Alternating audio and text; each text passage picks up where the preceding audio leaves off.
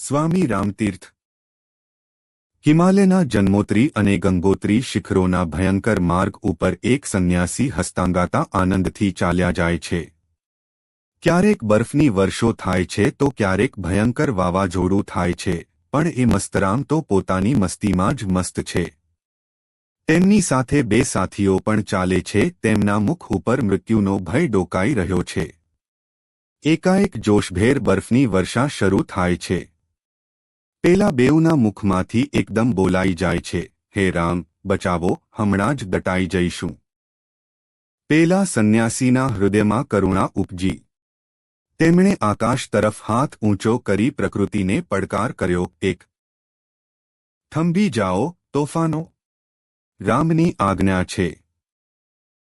ઇન્દ્રદેવે એમની આજ્ઞાનું તરત જ પાલન કર્યું.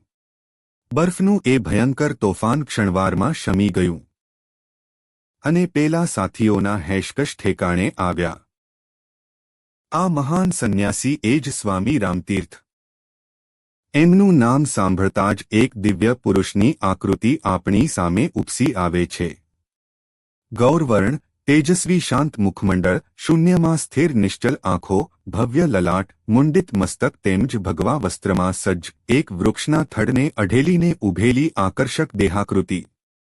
એને જોતા જ ભલભલાનું મસ્તક એની સામે ઝૂકી જાય.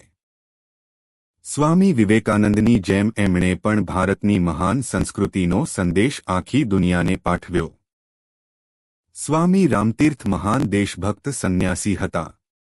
તેઓ કહેતા, ભારતભૂમિ મારું શરીર છે. જ્યારે હું ચાલું છું ત્યારે મને અનુભવ થાય છે કે ભારત ચાલે છે. જ્યારે હું બોલું છું ત્યારે મને લાગે છે ભારત બોલે છે. જ્યારે હું શ્વાસ લઈ છું ત્યારે અનુભવ થાય છે કે ભારત શ્વાસ લે છે. હું ભારત છું. હું શંકર છું. હું શિવ છું.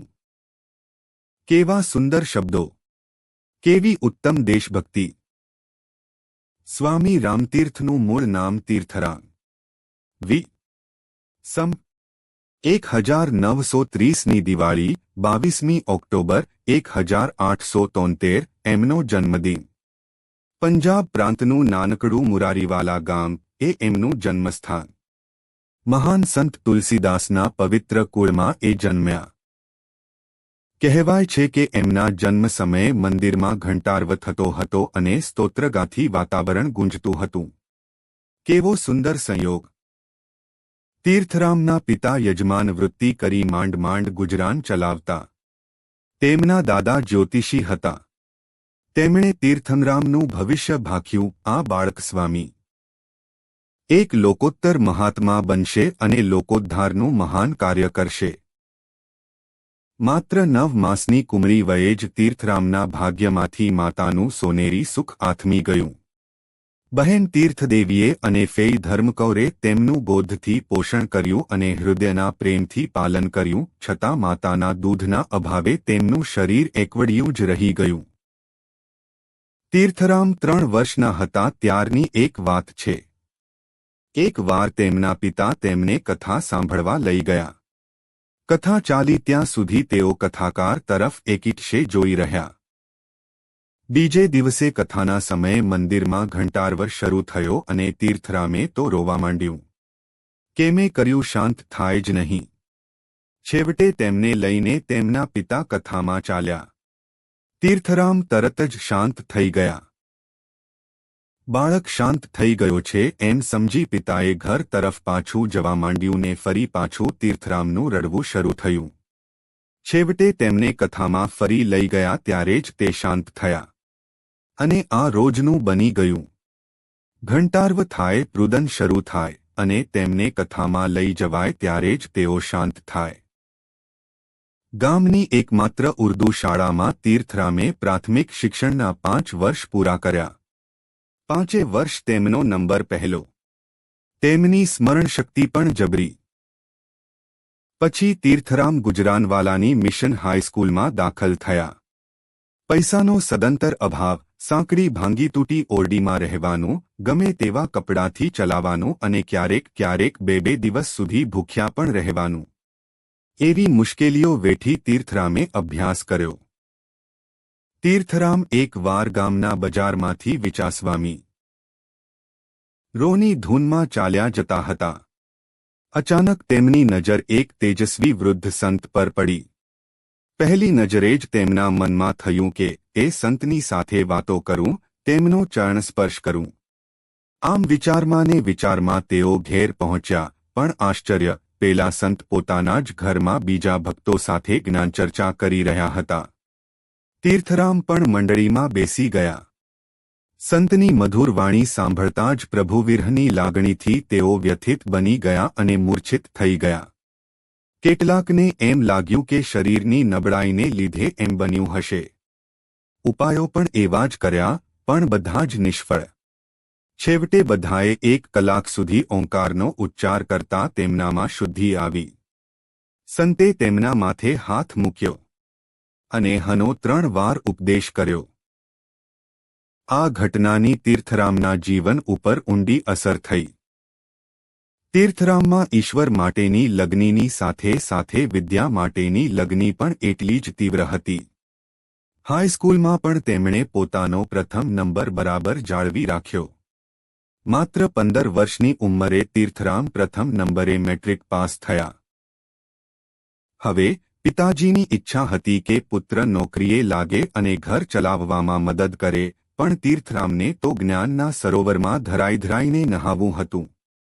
તેમના પિતાજી તેમના ઉપર ગુસ્સે થયા છતાં તેઓ લાહોરની મિશન કોલેજમાં દાખલ થયા. અહીં એકમાત્ર નાની સરખી સ્કોલરશિપ તેમનો આધાર હતો. ઉપરાંત તેમના મામા તરફથી તેમને થોડી મદદ સાંપડી. લાહોરમાં તેમણે શહેર બહાર એકાંતમાં એક કોટડી ભાડે રાખી. માસિક માત્ર ₹1 ભાડું. ત્યાં એકાંતમાં તેઓ કલાકોના કલાકો સુધી અભ્યાસમાં ડૂબ્યા રહેતા.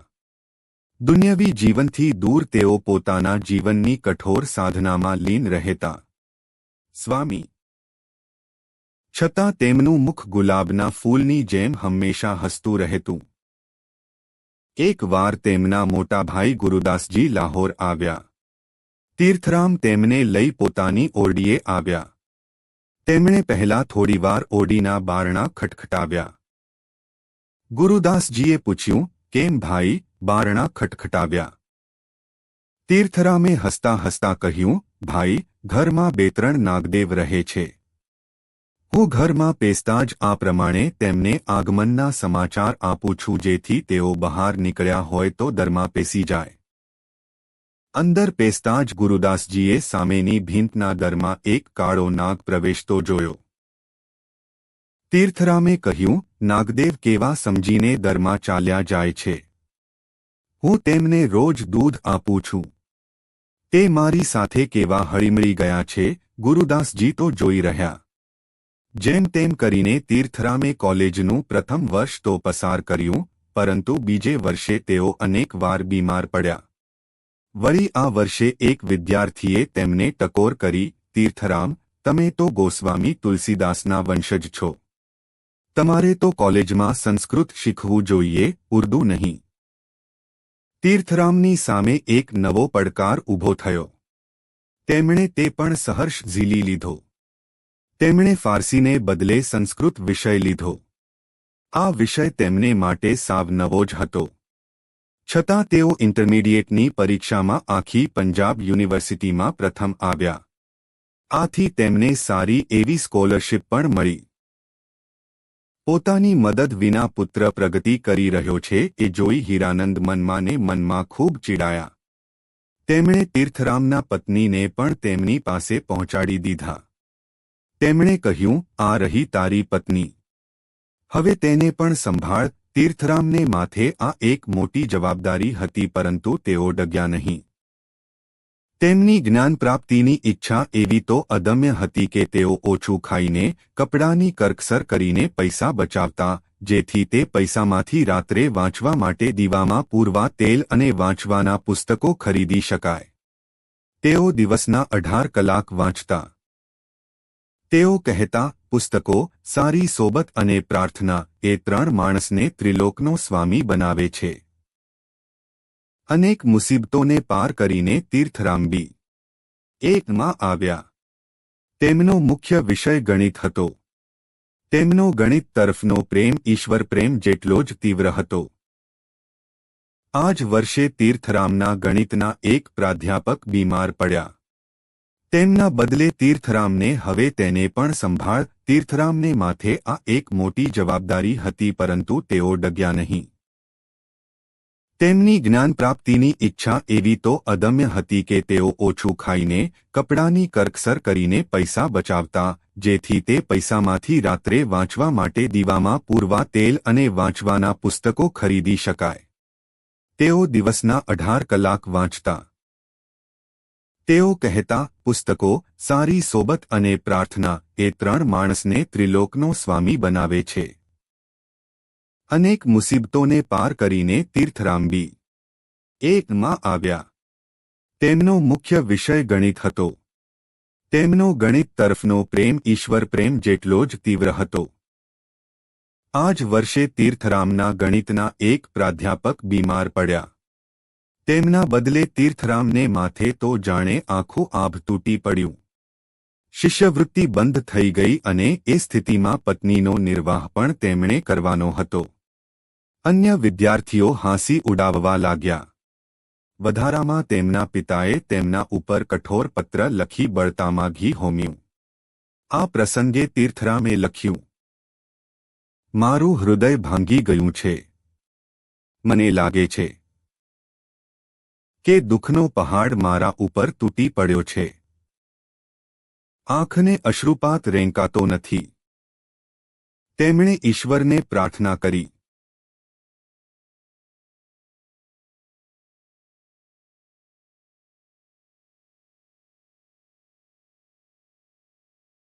તારે છે અને તું રામનો છે. રામનું શરીર પણ હવે રામનું રહ્યું નથી, એ તારું છે અને તારું જ છે. તેને બચાવ કે માર, તારી ઈચ્છામાં આવે તેમ. સાચા હૃદયની પ્રાર્થના ફળ્યા વિના રહે ખરી. બીજે જ દિવસે સવારે કોઈ અજાણી વ્યક્તિએ તેમના પ્રિન્સિપાલ દ્વારા ₹53 મોકલ્યા. પરંતુ તીર્થરામે તેમાંથી માત્ર અડધા જ રૂપિયા લેવા સંમતિ દર્શાવી. તેમણે કહ્યું, મારી જરૂરિયાત હાલ આટલી જ છે. કેવી હૃદયની સચ્ચાઈ! બી.એ.નો અભ્યાસ તીર્થરામે ફરીથી શરૂ કર્યો. આ વખતના પરિણામમાં શંકા હતી જ નહીં. પરીક્ષાની પૂરી તૈયારી હતી. ગણિતના પેપરમાં 13માંથી કોઈ પણ 9 દાખલા ગણવાના હતા. તીર્થરામે બધા દાખલા ગણ્યા અને પરીક્ષકને વિનંતી કરી, 13માંથી કોઈ પણ 9 તપાસી લો. આ વખતે પેપર એટલું અઘરું નીકળ્યું હતું કે સારામાં સારા વિદ્યાર્થી એ પણ 3થી 4 દાખલા જ ગણ્યા હતા. પરિણામ એ આવ્યું કે તીર્થરામ આ પરીક્ષામાં યુનિવર્સિટીમાં સર્વપ્રથમ આવ્યા. તેમને ₹60ની શિષ્યવૃત્તિ મળી અને સુવર્ણચંદ્રક પણ પ્રાપ્ત થયો. શિષ્યવૃત્તિથી પ્રેરાઈ એમ.એ.નો અભ્યાસ તીર્થરામ લાહોરની ગવર્મેન્ટ કોલેજમાં કરવા જોડાયા. એમ.એ.માં તેમનો વિષય ગણિત હતો.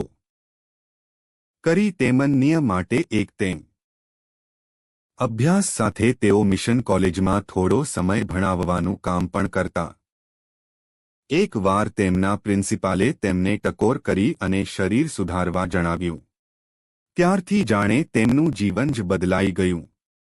સવારે વહેલા ઉઠી નિયમિત વ્યાયામ કરે. 2 હાથથી ખાટલો ઊંચો કરે અને નીચે મૂકે. આ ક્રિયા વારંવાર કરે. માઇલો સુધી ફરવા જાય, દોડે. આ રીતે શરીરની એકધારી સાધનાથી આશ્ચર્યજનક પરિણામ આવ્યું. તેમનું શરીર ખૂબ સશક્ત બની ગયું. એક વાર તીર્થરામને તેમના પ્રિન્સિપાલે એક મહત્વનો પ્રશ્ન પૂછ્યો. તીર્થરામ, અભ્યાસ પછી શું કરવાની તમારી ઈચ્છા છે? તીર્થરામે નમ્રતાપૂર્વક કહ્યું, જો ભગવાનની ઈચ્છા હશે તો હું મારા જીવનનો પ્રત્યેક શ્વાસ પરમાત્માની સેવામાં સંપીશ. મારી દૃષ્ટિએ જનસેવા એ જ પ્રભુસેવા છે. હું જનતાની શ્રેષ્ઠ સેવા ગણિત શિક્ષણથી કરી શકીશ. આવી જ રીતે એક વાર તેમણે કહ્યું હતું, સિવિલ સર્વન્ટ બનવું મને પસંદ નથી. હું તો અધ્યાપક થઈશ અથવા ઉપદેશક થઈશ. આમ તેમના જીવનનું ધ્યેય નક્કી થઈ ચૂક્યું. 1895ના માર્ચ માસમાં તેઓ માં પણ ઊંચા દરજ્જે પાસ થયા. આ વખતે તેમની ઉંમર 21 થી 22 વર્ષની હતી. અહીં તેમના વિદ્યાર્થી જીવનનો અંત આવ્યો. પરંતુ તેમની જ્ઞાન સાધના તો જીવનના અંત સુધી ચાલુ જ રહી. થયા પછી તીર્થરામે નોકરીની તપાસ આરંભી. તાત્કાલિક નોકરી ન મળતા તેમણે ટ્યુશન વર્ગો શરૂ કર્યા. તેમાં કોલેજના અનેક વિદ્યાર્થીઓ સાથે 2 પ્રોફેસરો પણ જોડાયા. થોડા જ સમયમાં તેમને સિયાલકોટની મિશન હાઈસ્કૂલમાં શિક્ષકની નોકરી મળી. તે સાથે છાત્રાલયના ગૃહપતિની કામગીરી પણ મળી. પણ બીમારીને લઈને તેમણે આ નોકરીઓ છોડી દીધી. છેવટે 1890માં તેમને લાહોરની મિશન કોલેજમાં ગણિતના પ્રાધ્યાપકની નોકરી મળી.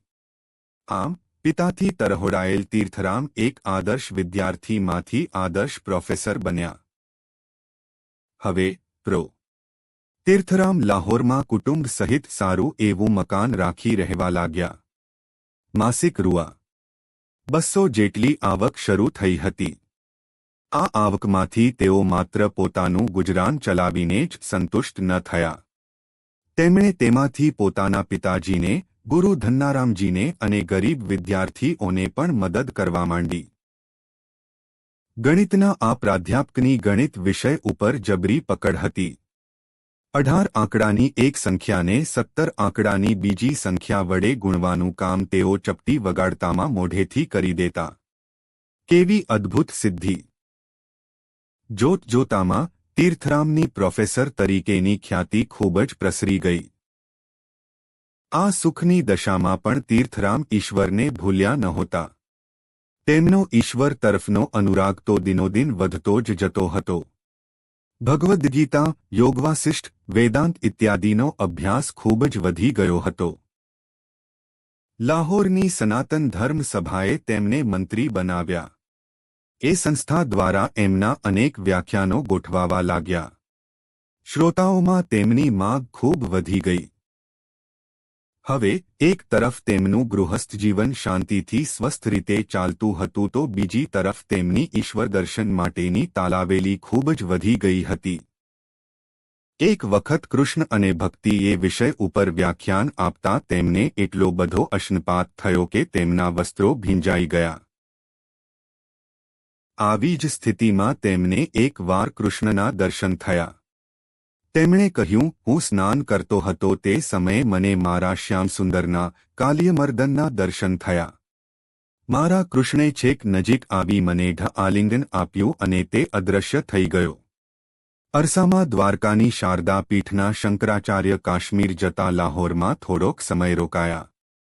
તેઓ વેદો અને ઉપનિષદોના મહાન પંડિત હતા. તેમના પ્રવચનોની તીર્થરામ ઉપર ભારે અસર થઈ. વળી સ્વામી વિવેકાનંદજી પણ એ દિવસોમાં પરદેશગમનથી પાછા ફરતા લાહોર આવી પહોંચ્યા. સનાતન ધર્મ સભા તરફથી તીર્થરામે પોતે જ તેમના ભાષણની વ્યવસ્થા કરી. હોલ ચિક્કાર ભરાઈ ગયો. સ્વામીજીએ વેદાંત ઉપર એવું પ્રભાવીને છટાદાર ભાષણ કર્યું કે વેદાંત કેસરીની આ ગર્જના સાંભળીને તીર્થરામે રોમાંચ અનુભવ્યો. ભાષણ પછી તેઓ સ્વામીજીને પોતાને ઘેર ભોજન માટે લઈ ગયા. ભોજન બાદ તીર્થરામે સ્વામીજીને પોતાની સોનાની ચેઇન ભેટ આપી. સ્વામીજીએ એ ભેટનો સ્વીકાર તો કર્યો પણ તેને તીર્થરામના ગજવામાં પાછી મૂકતા તેમણે કહ્યું, બંધુ, આ ભેટ હું મારા આ ગજવામાં મૂકું છું. સ્વામીજી તીર્થરામની તેજસ્વીતાથી અને ઈશ્વરમય વૃત્તિથી પ્રભાવિત થઈ ગયા. આવા મહાપુરુષોના સંગથી તીર્થરામ ભક્તિમાંથી જ્ઞાન પ્રાપ્તિ તરફ વળ્યા. એકાંત અને ચિંતનમાં તેઓ લીન રહેવા લાગ્યા. એમ કરતાં તીર્થરામની 25મી વર્ષગાંઠને દિવસ આવી પહોંચ્યો.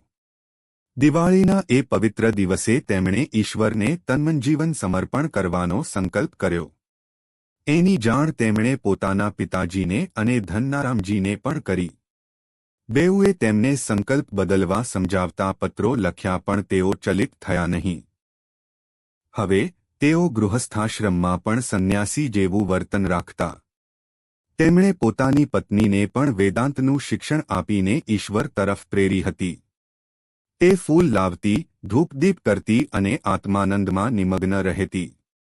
પૂજા પૂરી કરી રામ તરફ એકાગ્ર દૃષ્ટિ કરી ધ્યાનમાં બેસતી અને પોતાના આત્મામાં જ ઈશ્વરનો અનુભવ કરતી.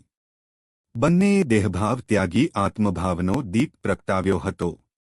આમ છતાં તેમની વચ્ચે ક્યારેક વિચારભેદ પણ ઊભો થતો, કારણ કે તેમની પત્નીનું મન હજી અપકવ હતું. કોલેજ સાથેનો પણ તીર્થરામનો સંબંધ હજી ચાલુ હતો. વધુમાં તેઓ એકના ફારસી અને સંસ્કૃતના પરીક્ષક નિમાયા હતા, પરંતુ તીર્થરામને આનો આનંદ થયો નહીં. તેમનું આનંદધામ તો તેમના આત્મામાં વસેલું હતું. તેમની ઈચ્છા તો આત્માના પ્રકાશની પ્રકાશિત થઈ સમસ્ત વિશ્વને પ્રકાશિત કરવાની હતી, ભારતની કીર્તિની જય પતાકા દેશ પરદેશમાં ફરકાવવાની હતી. તેમની નસેન્સમાં ભારત ભક્તિતું રક્ત વહી રહ્યું હતું. સ્વદેશ પ્રેમની મસ્તીમાં આવી તેઓ ગાઈ ઉઠતા. હોમ રૂખે ટુકડે ખાએંગે, ભારત પર વારે જાએંગે. સુખેચને ચબાએંગે, ભારત કી બાત બનાએંગે. તેમનો આત્મા હવે એક મહાન કવિનો આત્મા બની ગયો હતો અને તેમનું જીવન પણ એક કાવ્ય જેવું, પર્વતમાળામાં કલકલ વહેતા સ્વચ્છ ઝરણા જેવું બની ગયું હતું. 1898ના ઉનાળામાં તીર્થરામ આત્મખોજ માટે નીકળી પડ્યા. તેઓ હરદ્વાર અને ઋષિકેશ આવી પહોંચ્યા. અહીં આવતા રસ્તામાં પોતાની પાસેનું બધું તેમણે સાધુસંતોને આપી દીધું અને ગંગાજીના રમણીય તટ પર બ્રહ્મપુરી નામના એક નિર્જન સ્થાનમાં પોતાનું આસન જમાવી દીધું. તેમણે નિશ્ચય કર્યો, આસન જમાએ बैठे है, दर से न जाएंगे. સાધના થઈ. આત્મસાક્ષાત્કારની વ્યાકુળતા વધી જતાં તેમણે ગંગામાં ઝંપલાવવાનું વિચાર્યું અને ખરેખર એક દિવસ આત્મદર્શનની અધીરતામાં ગંગામૈયાની પ્રાર્થના કરતા પ્રવાહમાં પડતું મૂક્યું. પણ કુદરતની લીલા અકળ હોય છે. એક મોટા તરંગે તેમને પ્રવાહની વચ્ચેની એક ઊંચી શિલા પર લાવી દીધા. ઘણો સમય સુધી તેઓ ત્યાં સમાધિસ્થિતિમાં પડી રહ્યા. જાગ્યા તો કોઈક અવર્ણનીય આનંદનો તેમને અનુભવ થયો. જે વસ્તુ માટે તેઓ તલસતા હતા એ વસ્તુ તેમને પ્રાપ્ત થઈ ગઈ.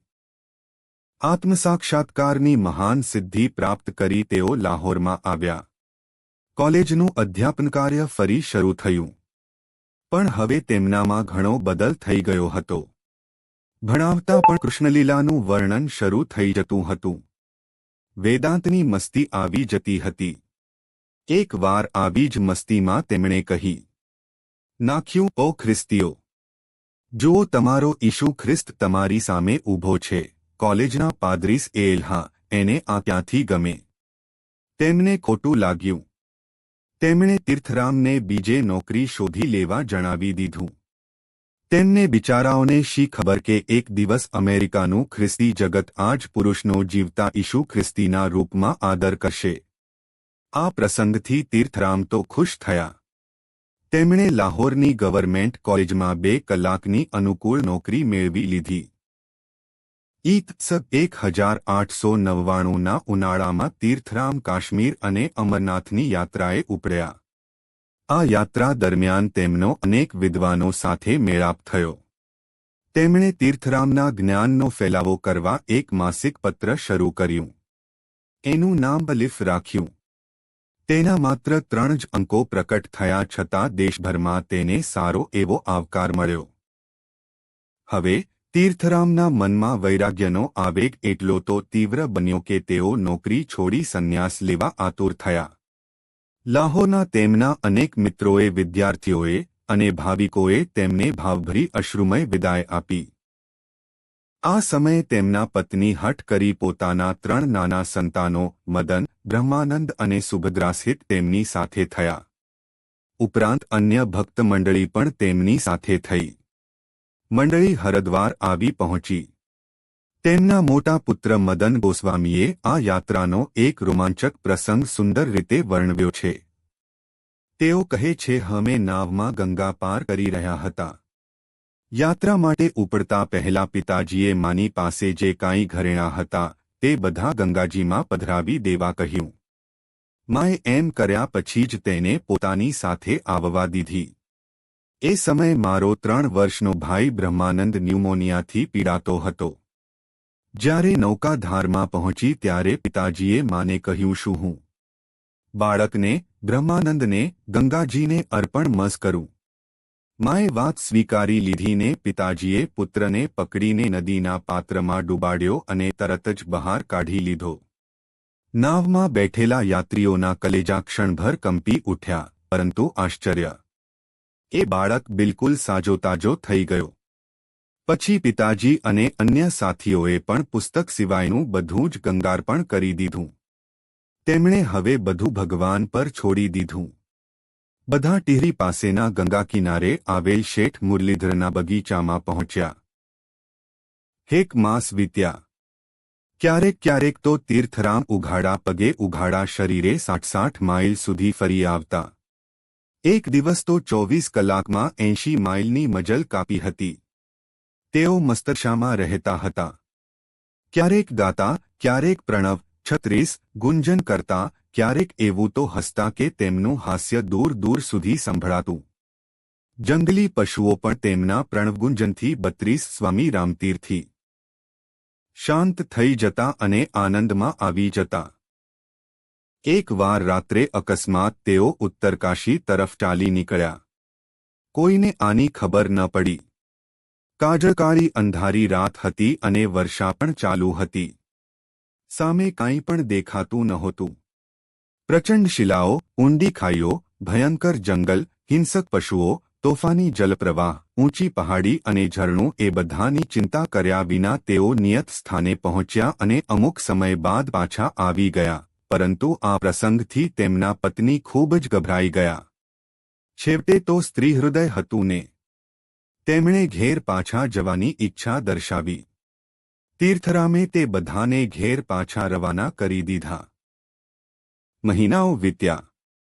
ઈત 1901માં એક પવિત્ર દિવસે તેમણે સંન્યાસ લીધો અને ભગવા વસ્ત્ર ધારણ કર્યા. આમ તીર્થરામ હવે સ્વામી રામતીર્થ બન્યા. આ વાતની જાણ થતાં અનેક ભક્તો તેમના દર્શને આવવા લાગ્યા.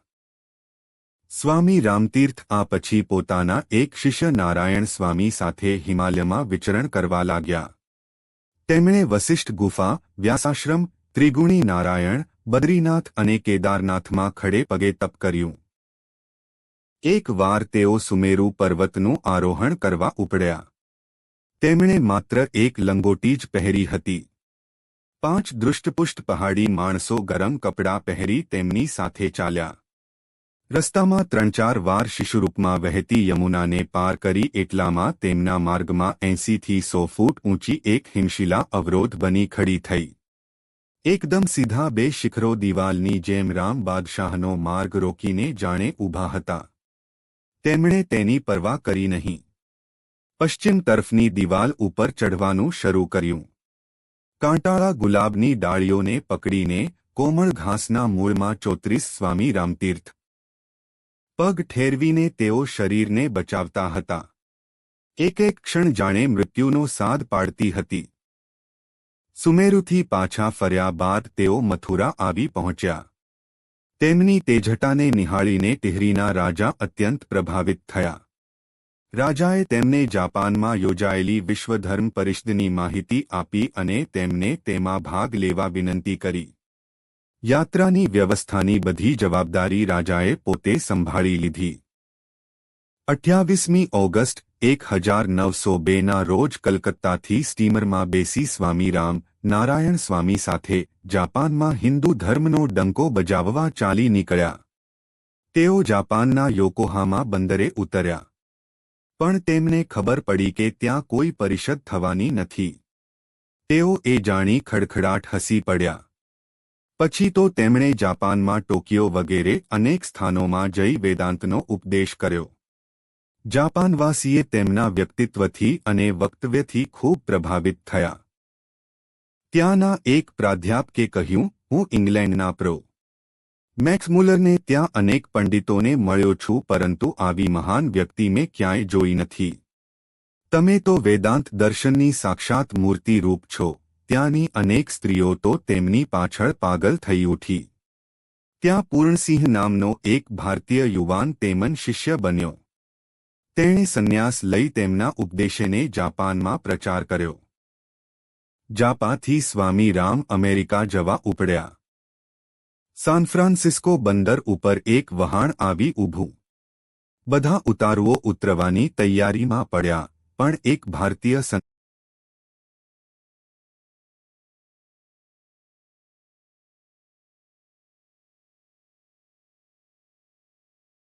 સંન્યાસી મસ્તીથી વહાણના તૂતક ઉપર ફરી રહ્યા છે.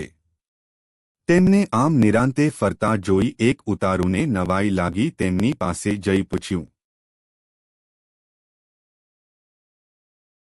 એટલો જ સામાન રામ પોતાની સાથે રાખે છે? સહજ સ્મિત સાથે સંન્યાસીએ જવાબ આપ્યો. ઉતારુ, ત્યારે આપની પાસે કાંઈ દ્રવ્ય તો હશે ને? સંન્યાસી, ના રામ, દ્રવ્યને સ્પર્શ કરત. ઉતારુએ વળી પૂછ્યું, આપ અહીં જ ઉતરવાના હશો? સંન્યાસી, હા. ઉતારુ, ત્યારે અમેરિકામાં તમારો કોઈ મિત્ર તો હશે ને? સંન્યાસી, હા. ઉતારુ, કોણ વારું? સંન્યાસીએ પેલા અજાણ ઉતારુને ખભે હાથ મૂકી પ્રેમથી કહ્યું, તે તમે જ, બીજું કોઈ? આ સંન્યાસી સ્વામી રામ હતા અને પેલા ઉતારુ મહાશય હતા ડો આલ્બર્ટ હિલર. અમેરિકામાં સ્વામીજી રહ્યા ત્યાં સુધી તેમણે જ તેમની બધે સહાયતા કરી. તેમણે સ્વામીજીના ભાષણોની ઠેર ઠેર વ્યવસ્થા કરી. આ ભાષણોએ આખા અમેરિકાને ઘેલું કર્યું. સ્વામીજીને એક દિવસમાં ભાષણો કરવા પડ્યા. એમાં તેમણે ભારતીય સંસ્કૃતિનો સંદેશ જનજન સુધી વહેતો કર્યો. તેમણે વેદાંતના સજ્ઞાન વ્યવહાર ઉપર ભાર મૂક્યો અને કહ્યું, આત્મા એ જ પ્રકાશોનો પ્રકાશ છે. જીવનનું સાચું સુખ અને સૌંદર્ય એ આત્મામાં વસેલું છે. ભૌતિક પદાર્થોમાંથી જે સુખ જન્મે છે તે ક્ષણિક હોય છે. સ્વામીજીના દિવ્ય વ્યક્તિત્વથી અને ઓજસ્વી વક્તવ્યોથી અમેરિકામાં તેમની કીર્તિ ખૂબ ફેલાઈ. ત્યાંના પ્રમુખ પણ એક વાર તેમને મળવા આવ્યા હતા અને તેમના પ્રશંસક બન્યા હતા. ત્યાંના સમાચારપત્રોમાં પણ સ્વામીજીની ભરપૂર પ્રશંસા આવવા લાગી. એક દૈનિકે તો જીવતા ઈસુ ખ્રિસ્ત અમેરિકામાં પધાર્યા છે એવું મથાળું બાંધ્યું. સ્વામીજી અમેરિકામાં 2.5 વર્ષ રહ્યા. વ્યાખ્યાન સિવાયના સમયનો મોટો ભાગ તેમણે કેલિફોર્નિયાના જંગલોમાં જ ગાળ્યો. ત્યાં તે ભજન કરતા, લાકડા કાપવા જંગલમાં જતા, કસરત કરતા ને દેડતા પણ ખરા. ઘણીવાર તેઓ પ્રવાસીઓ તથા સિપાહીઓ સાથે શરતમાં પણ ઉતરતા. એક વાર સિપાહીઓ સાથે 30 માઇલ દોડવાની તેમણે શરત કરી. એમાં તેઓ બધા કરતા 2 કલાક વહેલા આવ્યા. સ્વામીજીની ચાલ તેજ હતી. એક સજ્જને મીઠી ટીકા કરતા કહ્યું, જાણે ધરતી ઉપર આપને એકલાનો અધિકાર હોય તેમ ચાલો છો. એક વાર અમેરિકાની એક વિખ્યાત અભિનેત્રી અમૂલ્ય વસ્ત્રલંકારોથી સજ્જ થઈ દેહ ઉપર સ્વામી અત્તર છાંટી સ્વામીજી પાસે આવી. ત્યાં આવતા જ તેના દુષ્ટ ભાવો નાશ પામ્યા. તે ગળગળી થઈ બોલી ઉઠી, સ્વામીજી, હું દુઃખી છું. મને સુખી કરે. મારા હાસ્યને, દોર્દમામને સત્ય ન માનશો. એ તો મારો અભિનય જ છે. સ્વામીજી સામે જાણે પશ્ચિમની સંસ્કૃતિ મૂર્તિમાન ઊભી હતી. સ્વામીજીએ તેને આશ્વાસન આપ્યું. તેને આનંદના સાચા સ્વરૂપનું ભાન કરાવ્યું. એક સ્ત્રીનું બાળક મૃત્યુ પામ્યું હતું. તેના દુઃખનો અંત નહોતો. સ્વામીજીએ તેને સુખની કિંમત ચૂકવવા કહ્યું. તે કબૂલ થઈ. પછી સ્વામીજીએ તેને કહ્યું, ત્યારે કોઈ હબશીના છોકરાને ખોળે લઈ સુખેથી તેનું લાલનપાલન કરો.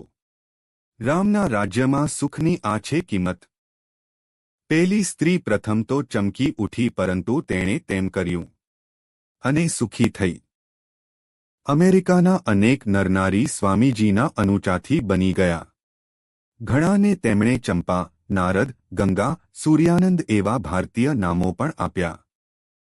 અમેરિકાને દિવ્ય પ્રેમનો સ્વાદ ચખાડી સ્વામી રામ મિસરને રસ્તે ભારત પાછા આવ્યા.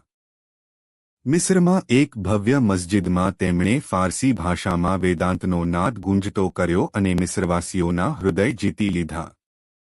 ભારતમાં મુંબઈ આવી પહોંચતા ભારતવાસીઓએ આ ઈશ્વરીય દૂતનું હૃદયના ઉમળકાથી સ્વાગત કર્યું. ભારતમાં આવીને તેમણે જનજનમાં રાષ્ટ્રીય જાગરણનો મંત્ર ફૂંક્યો.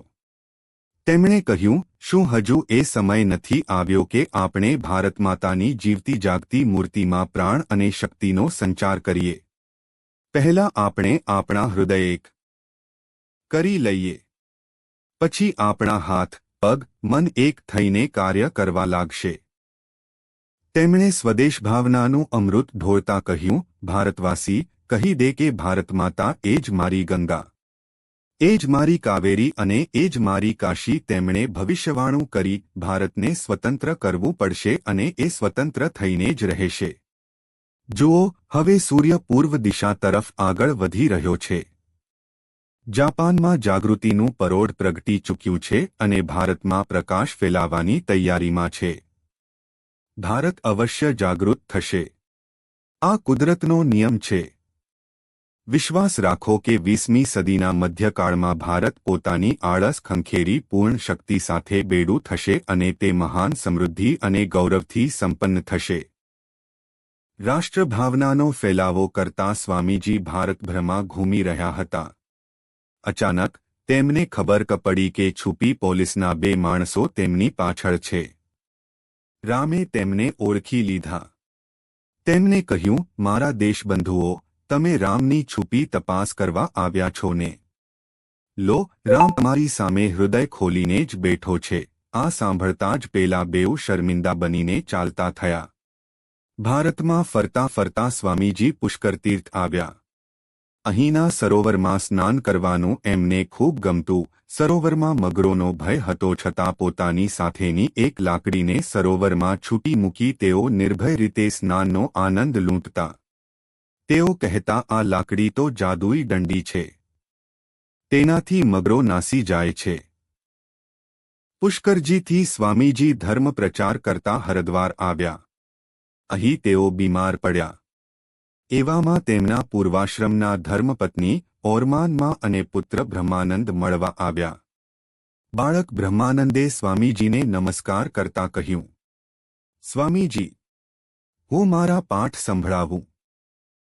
વાહ વાહ, તો વાંચતા શીખી ગયો કે?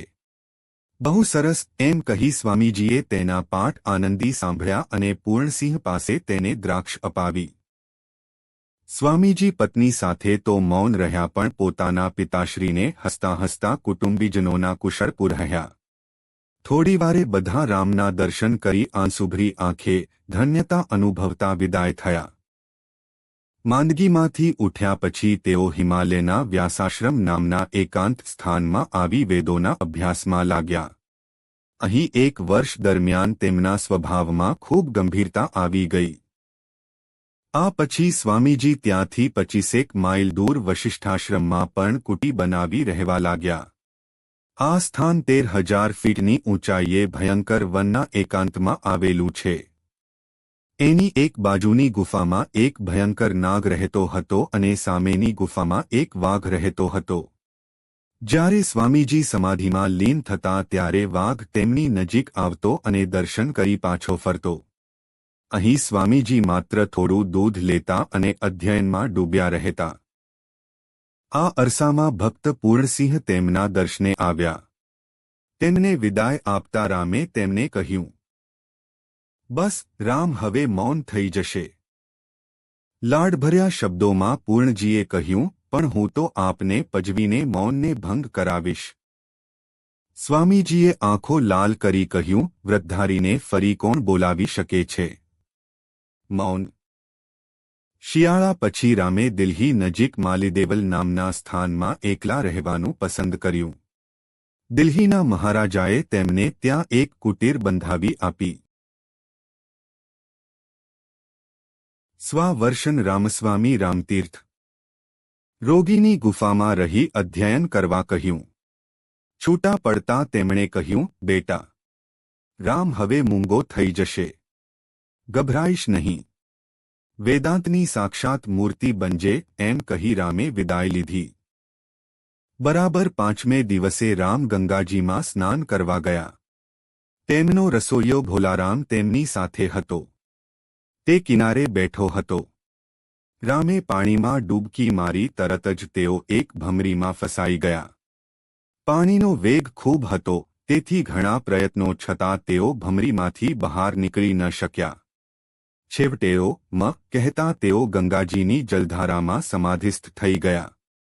તે જ સમયે ટિહરીની તોપો જાણે બાદશાહને અંતિમ સલામ આપવા ધણધણી ઉઠી. આ સને 1906ની દિવાળીનો દિવસ હતો. સ્વામીજીની 34મી વર્ષગાંઠ હતી. માત્ર 33 વર્ષના ટૂંકા જીવનમાં વિશ્વને જ્ઞાથી અજવાળી રામ પરમધામમાં પહોંચી ગયા.